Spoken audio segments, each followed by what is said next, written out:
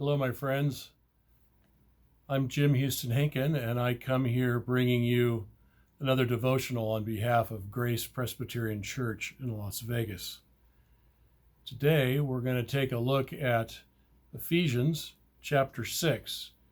This is a famous text in the Bible about the whole armor of God and how we might live our lives as Christians during times of trouble. So I thought this would be appropriate, being that we are currently facing such challenges caused by the coronavirus. This is Paul writing to the Ephesians. Finally, be strong in the Lord and in the strength of his power.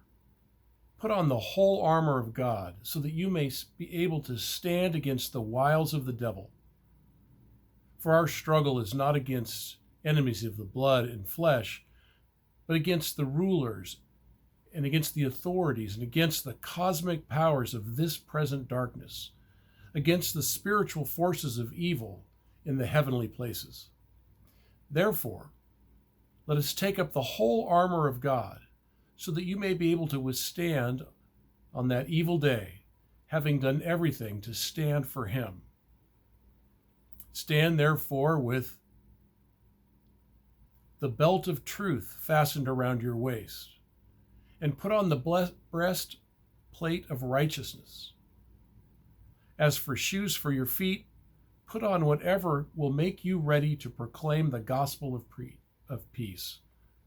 With all these, take the shield of faith, with which you will be able to quench the flaming arrows of the evil one. Take the helmet of salvation and the sword of the Spirit, which is the word of God. Pray in the Spirit at all times, in every prayer and supplication. This is the word of the Lord. Thanks be to God. Paul writes this text to the church in Ephesus. It was a church that he had founded, and he was using it kind of as his home base. This is the end of the letter, and it's really the place where he is teaching Christians what it means to be followers of Christ in a time of challenge. And as I'm sure some of you know from having read this text before, this armor of God metaphor is an amazing thing, as four of the armors are defensive, and the other two pieces of armor are offensive weapons. The defensive weapons are the belt of truth and the breastplate of righteousness, the shield of faith and the helmet of salvation.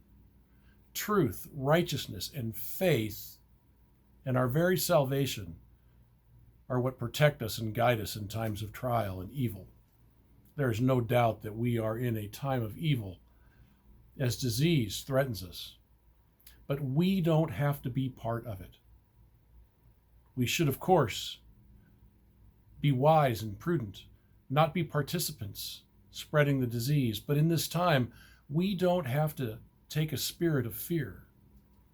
The two offensive weapons are the shoes that help you proclaim the good news of Christ, and the sword of the Spirit, which is the Word of God.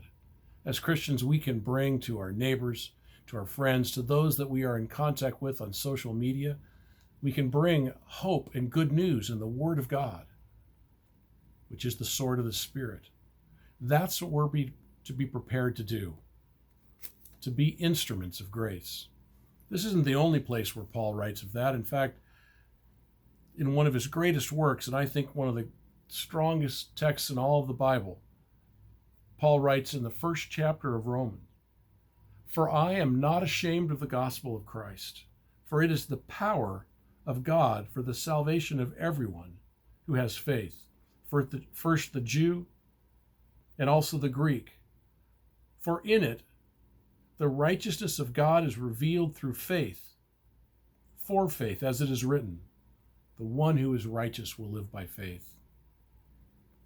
My challenge for us this day is that we would find ways to live by faith and bring forth good news in a world that is frightened. God bless you.